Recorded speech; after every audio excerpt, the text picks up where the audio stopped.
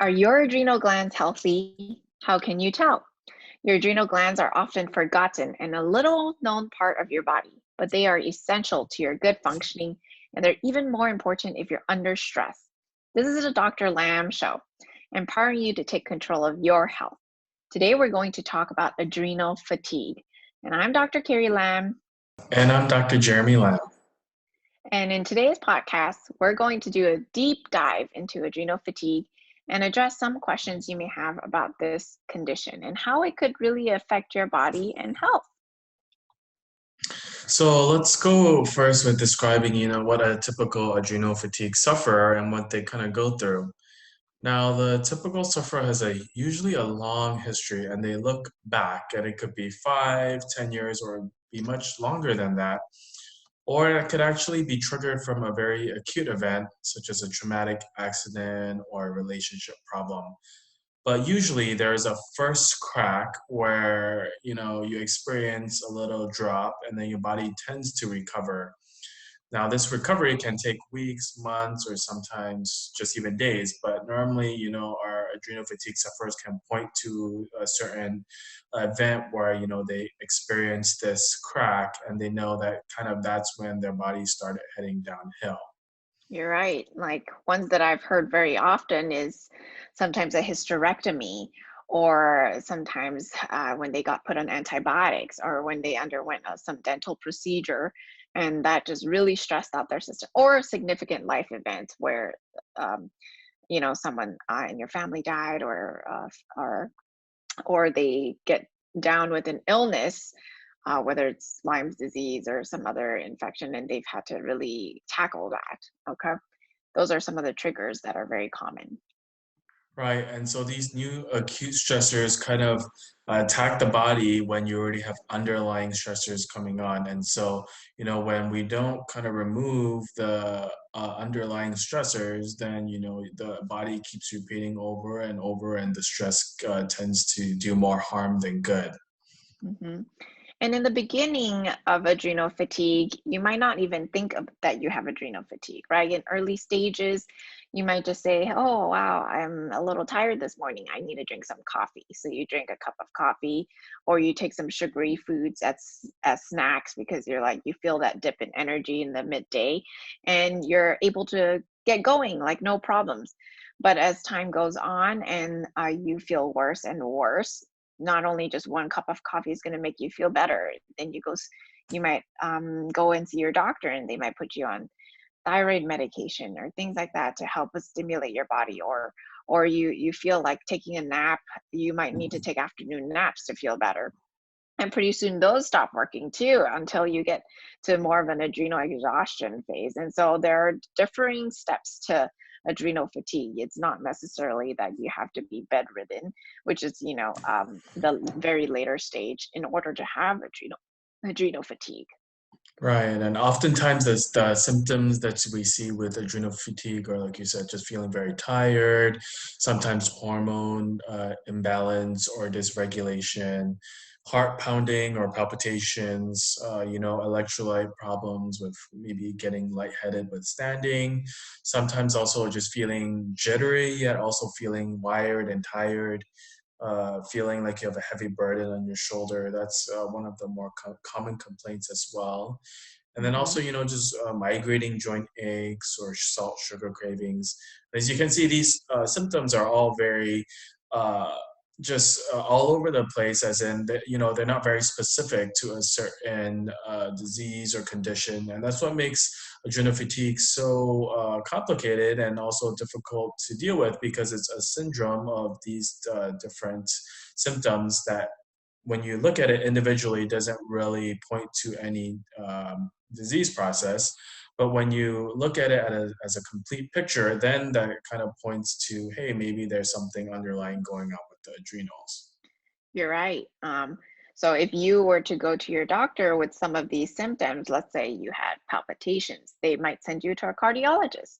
Or let's say you had problems sleeping, they might give you a sleep medication. Or if you were depressed, they might give you an antidepressant.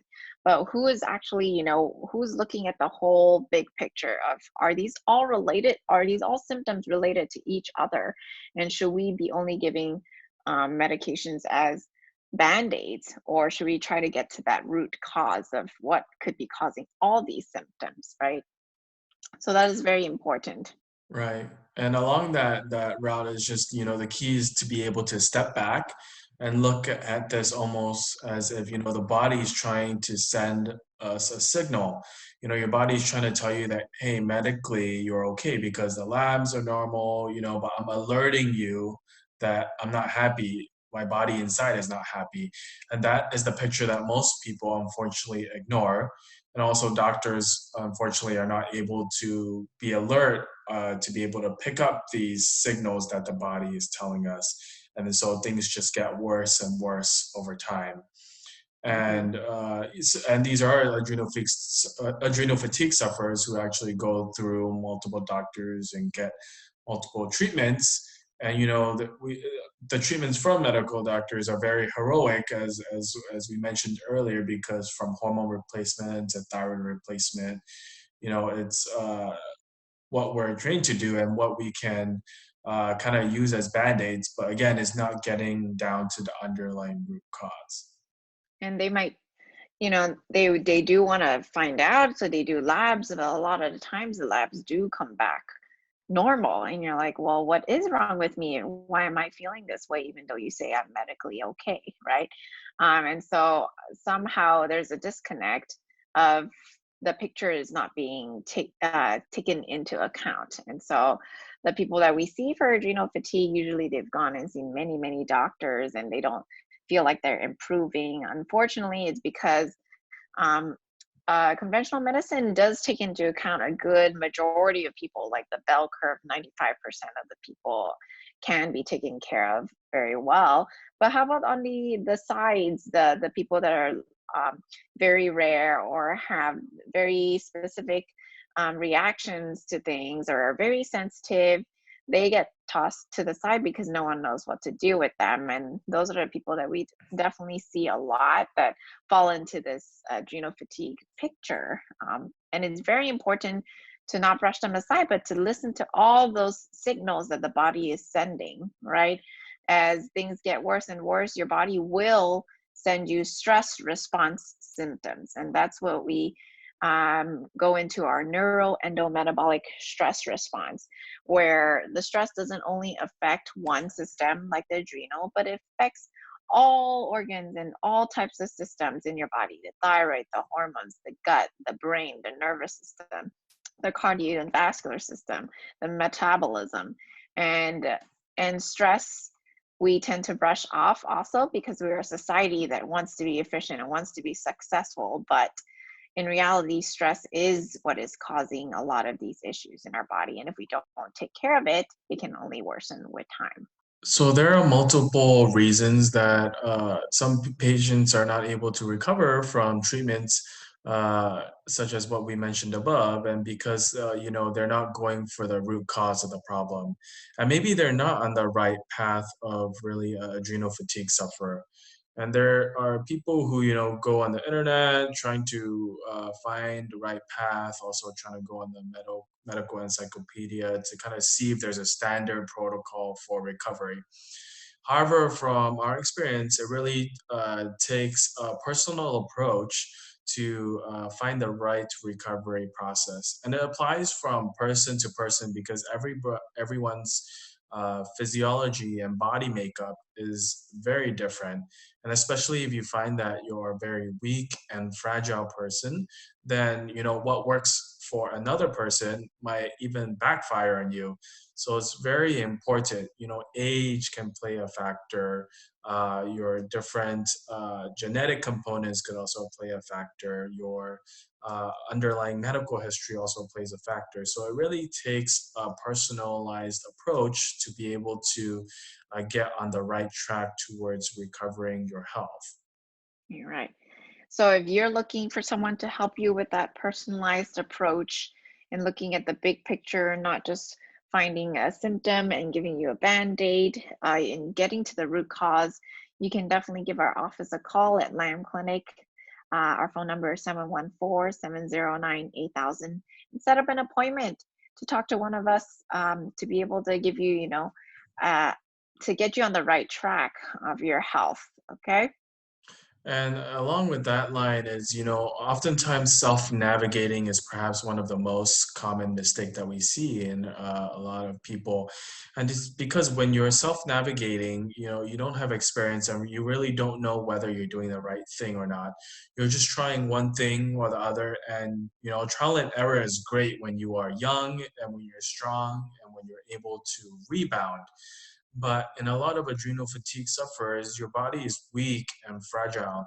And so trial and error can actually be very devastating. And you don't want to put your body through that. So it's better to uh, undergo an experienced provider who can help guide you through that so then your body doesn't go through further crashes. Right. Because everything that is personalized really means it's personalized. Somebody who's able to take vitamin C might not be able to take glutathione or something like that. And it also depends on the dosage and the delivery system. And so there's so much information out there that can be very confusing. And for each person, someone might tolerate 10 grams of vitamin C and another person might only tolerate 500 milligrams. So it is all dose dependent based on what the person's needs are and nutrient needs and their constitution of their body. And like you said, the genetics and the toxins that they've undergone previously. Okay. And so it's very important to look at that big picture. And so don't worry if you're feeling like you're giving up hope and you don't know what to do, the best thing instead of self-navigating is to find a experienced healthcare practitioner who knows what they're doing to help guide you along. All right. And if you have any questions, you can call our office 714-709-8000, make an appointment with our functional medicine clinic. Now, we have one question that we hear all the time at the clinic, and that's about how people's lack of belief in adrenal fatigue or why adrenal fatigue is not more recognized in the medical society. So, Dr. Carey, why don't you try to explain that more to us? Right. And so adrenal fatigue is not a conventional medical diagnosis, meaning it's not in the ICD-10 code where insurance is used to bill based on certain diagnoses. But there are diagnoses like chronic fatigue syndrome or depression or insomnia. And when you think about it, isn't fatigue really just a symptom? Like what makes it a diagnosis, right? Like diabetes, you actually have pathology in you have an issue with your pancreas or you have insulin resistance. There's objective labs to be able to diagnose. And then when you have depression, there's certain criteria of symptoms that show up that you can say, okay, this person has major depression. Chronic fatigue as a diagnosis, you have to just be fatigued for more than 6 months, and you also have to have some form of exercise intolerance or dizziness when you stand up, and you have to be exercise intolerance or some dizziness when you stand up. And so adrenal fatigue is a relatively new discovery and has not reached that point of actually developing all these criteria because of the fact that it has so many symptoms and that are spanning so many other different diagnoses. It is hard to also be able to diagnose because there's no objective laboratory or structural issue with adrenal that can be able to diagnose adrenal fatigue. There are issues in Addison's disease where you don't have cortisol output, or on the other spectrum is you have Cushing's disease, which is you have too much cortisol output from the adrenals. For adrenal fatigue, if you were to cut open the adrenals, everything looks normal, right? Or if you were to do the labs, they would also come back normal. And so for this reason, it's been hard to assign this terminology to people in the medical world because it's not very easy to be able to say this set of people have adrenal fatigue. And so it might be hard for your doctors to understand, hey, but I'm having all these symptoms and it sounds like it's adrenal fatigue. they would probably say, no, it's probably you have insomnia as a diagnosis, you have depression, you have anxiety, you have palpitations. But really, those are all just sets of um, symptoms. And adrenal fatigue is a collection of those symptoms. And we have this general understanding that no, it's not a medical diagnosis, and we can help people nutritionally with it. But now what we're looking at it is more of the stress response, and we want to help the whole body deal with stress. So, Right. So what you're actually saying is it might not just only be the adrenals, but have other systems that are involved, right? And mhm, our research has actually shown us over the years that yes, the adrenal system is responsible for many hormones that regulate the body for well function. But the body's mhm, response to stress is actually much more comprehensive than just the adrenal system. And because stress is just so constant in our daily lives, it's really important that our body has a well maintained system. And so the system involves, the stress response, including the adrenals, but then also includes multiple circuits, and we call it the neuroendometabolic stress response, as Dr. Carey had mentioned before. And that stress response has six circuits: the neural affect circuit, the hormonal circuit, the detoxification, the immune, cardionomic, and then also the bioenergetic circuit. And so these circuits have multiple systems in it, and they're all designed to act in unison to work together when stress arrives and try to deal with the stress and fight off the stress, right? mhm, mhm. Yeah, and so thanks for explaining about the neuroendometabolic stress response. And everyone probably has the burning question, well, now what do I do, right? If I have all this stress and I am having these symptoms, what is the best thing for me to do, Dr. Jeremy?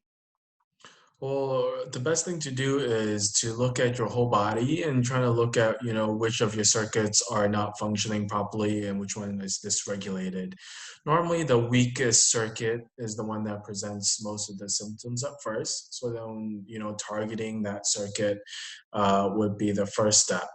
And not only really targeting that circuit, but really understanding and approaching it from a systematic approach. So you have to look at your body and make sure we're looking at the circuits that are involved, but also taking a look at your other circuits to make sure that they don't become even worse in the process of while we're trying to help one of your weakest circuit get better. Hmm.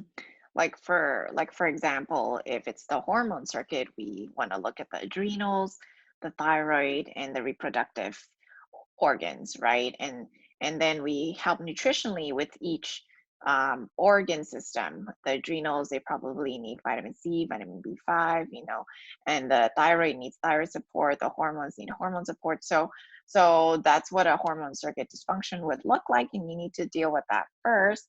Versus someone with a detox issue might have liver congestion that they need to clear that out, or in order to get rid of their paradoxical reactions to being very sensitive to supplements.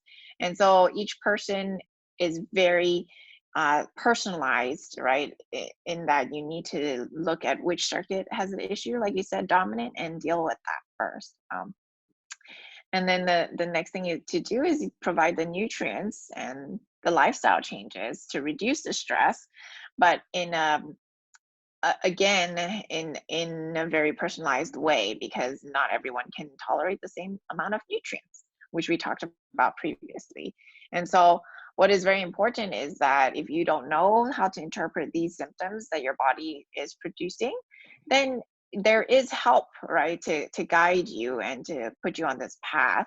And if you self navigate, sometimes you could get worse, sometimes you might get better.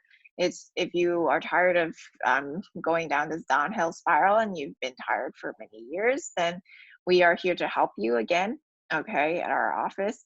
And you can call us 714-709-8000 for appointments. We do telemedicine. We also do in-person visits. And so if no one is understanding what you're going through, it's very important to speak to someone who is, because know that you are not alone, and we are here to really empower you to take control, to get control of this stress response that you're going through and get to the root cause of the issue. That's right. So if you've enjoyed this information or found it useful, please subscribe to our podcast channel. This is the Dr. Lam Show podcast. Thanks for being with us today. And remember that we're here to empower you to take control of your health.